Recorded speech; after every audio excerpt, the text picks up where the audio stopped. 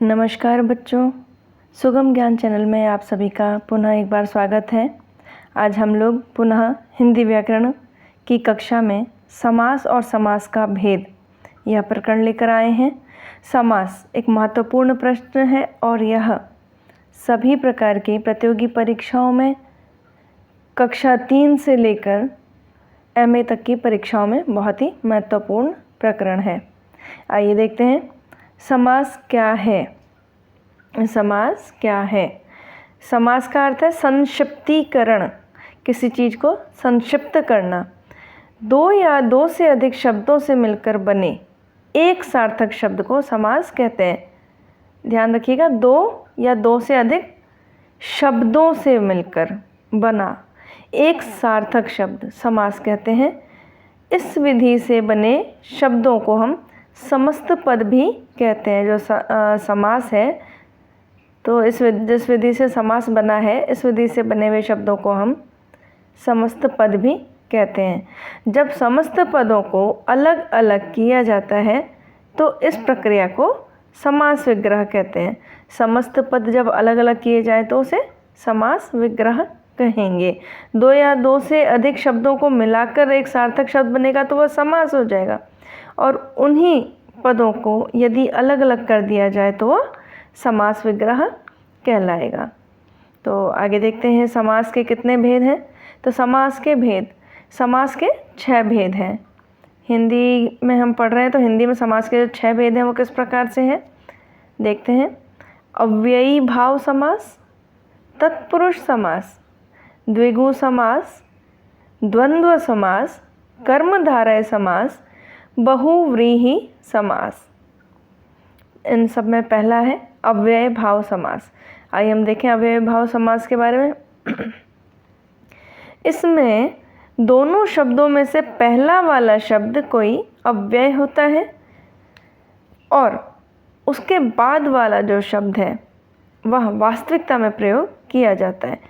हमने अभी पढ़ा इसकी परिभाषा में कि दो या दो से अधिक शब्द का जो मेल है वह समास होता है। तो उसमें से जो पहला शब्द है, अव्यय भाव में हमेशा पहला शब्द अव्यय होगा और उसके बाद का शब्द वास्तविक शब्द जो प्रयोग में लिया जाएगा उसे अव्ययी भाव समास कहते हैं। उदाहरण देखते हैं, जैसे कि आजीवन, आजीवन जीवन भर। यथा सामर्थ्य, यथा जो है अव्यय हो गया, सामर्थ्य वास्तविक शब्द सामर्थ्य के अनुसार। यथा शक्ति, शक्ति के अनुसार। यथा विधि, विधि के अनुसार। यथा क्रम, क्रम के अनुसार। भर पेट, पेट भर कर। हर रोज, रोज रोज प्रतिदिन। हाथों हाथ, हाथ ही हाथ में। रातों रात, रात ही रात में। तो इन सभी पदों में पूर्व पद जो है वो आपका अव्यय है। आजीवन में आ, यथा सामर्थ्य में यथा, यथा शक्ति, यथा विधि, यथा क्रम, इन सभी में यथा जो है अव्यय है। चलिए अगला भेद देखते हैं, तत्पुरुष समास। तत्पुरुष समास में उत्तर पद प्रधान होता है, पूर्व पद अप्रधान होता है, और इसी के साथ दोनों पदों के मध्य जो कारक है उस कारक का लोप रहता है। तो इस प्रकार के समास को तत्पुरुष समास कहते हैं। समास में हमने परिभाषा में पढ़ा ही है कि जो है दो या दो से अधिक पद का जो है सार्थक मेल समास है। तो पहला जो पद होता है पूर्व पद कहलाता है और बाद वाला जो पद होता है दूसरा वह उत्तर पद कहलाता है। तो तत्पुरुष समास में उत्तर पद प्रधान है, पूर्व पद अप्रधान है, मुख्य नहीं है। जो पूर्व पद है वो मुख्य नहीं होता है, मुख्य होता है उत्तर पद, बाद वाला पद। तो इस प्रकार से इस समास में, तत्पुरुष समास में जो है विशेषणीय पद और मुख्य पद का संबंध एक निश्चित भावना को प्रकट करता है। जैसे उदाहरण है तुलसीदास कृत, तुलसीदास द्वारा किया गया। इसमें जो पूर्व पद है तुलसीदास और उत्तर पद है कृत। कृत यहाँ निश्चित भावना है, कृत कोई कार्य किया गया, कोई कृति की गई है, कोई कार्य जो है उसकी संरचना हुई है, ये एक मुख्य पद है यहाँ पर।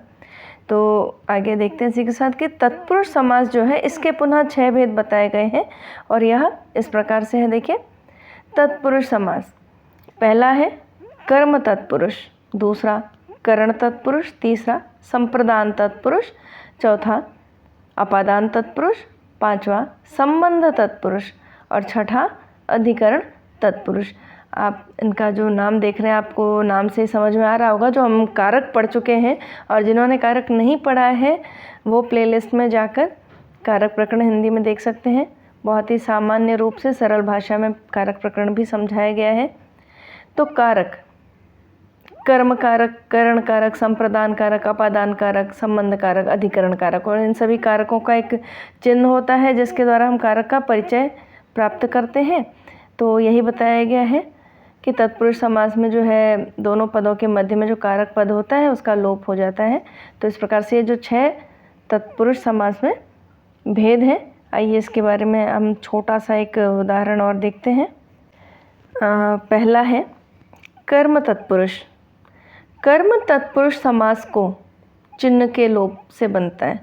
जो कर्म तत्पुरुष समास है वह को चिन्ह होता है, को, इस चिन्ह का लोप हो जाता है। इसमें जो कर्म का चिन्ह है को, कर्ता ने कर्म को करण से आप लोगों ने पढ़ा है, तो उसमें कर्म कारक का जो चिन्ह है को वह लोप हो जाता है।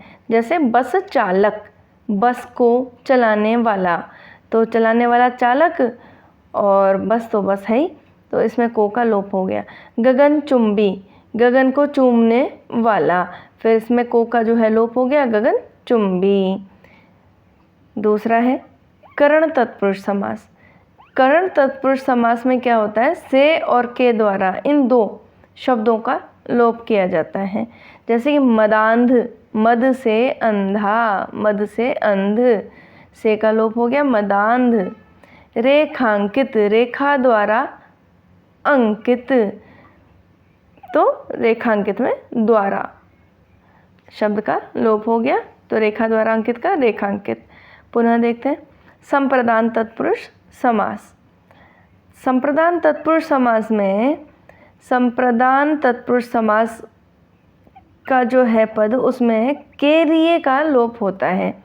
जो संप्रदान का चिन्ह है संप्रदान कारक का के लिए, संप्रदान के लिए, इसमें जब भी संप्रदान तत्पुरुष समास हम बनाएंगे तो हम देखेंगे इसमें के लिए पद का लोप हो जाता है। जैसे कि हथकड़ी, हथकड़ी, हाथ के लिए कड़ी, तो इसमें के लिए शब्द का जो है सो लोप हो गया है। आइए अगला देखते हैं। अब अपादान तत्पुरुष समास। अपादान तत्पुरुष समास में क्या होता है, से पद का लोप होता है। अब हम लोग देखते हैं से, अभी हमने पढ़ा है करण जो है तत्पुरुष समास, उसमें भी से और के द्वारा का लोप किया है। तो हम लोग कारक के अनुसार पढ़ चुके हैं कि जब साधन के रूप में होता है से तब करण कारक का चिन्ह होगा, और जब कोई चीज़ किसी से अलग हो जाएगी, जब कोई वस्तु किसी से पृथक हो जाए तो अपादान के लिए वह से का प्रयोग होता है। तो यहाँ जो तत्पुरुष समास है उसमें से का लोप हो रहा है। आप देखें यहाँ पर जो है चीज़ व्युक्त हो जाएगी, एक दूसरे से अलग हो जाएगी।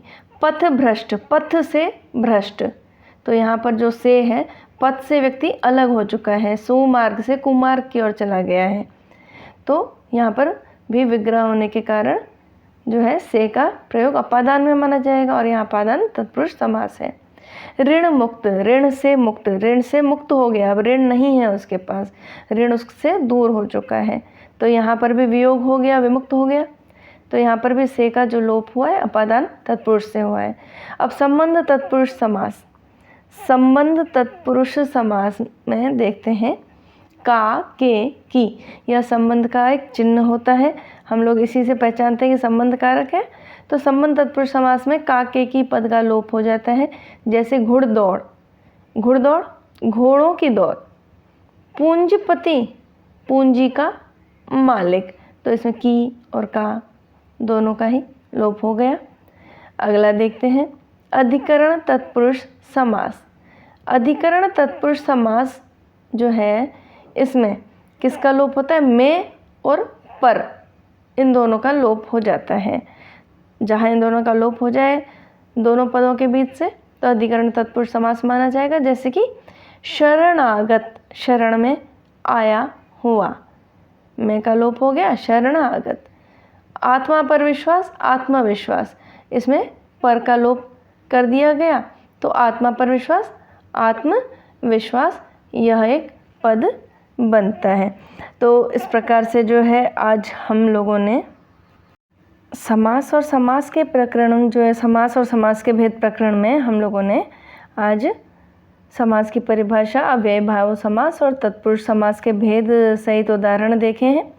अगली समास भाग 2 वीडियो में आप शेष, द्विगु, द्वंद्व, कर्मधारय और बहुब्रीहि समास का ज्ञान प्राप्त करेंगे। अगली वीडियो की जानकारी के लिए लाइक और सब्सक्राइब करना ना भूलें। धन्यवाद।